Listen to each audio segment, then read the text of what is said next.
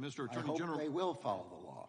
Mr. Attorney General, you have resurrected the Foreign Influence Task Force, and there's a FBI spokesman recently told media, according to reports, that FBI has returned to facilitating the sharing of information about foreign malign influence with social media companies in a way that reinforces that private companies are free to decide on their own whether and how to take action on that information.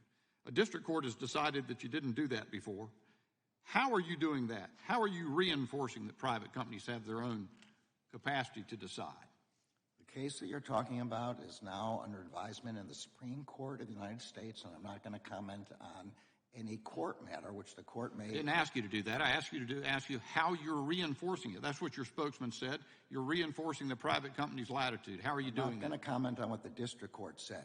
We have the authority, as the Supreme Court just held last week, to persuade. We can't coerce. So we can provide information that Russia or China or Iran or North Korea is operating on a social media platform. Why don't you do it in public? And then we leave it to the social media to take it down. Why don't you do it in public?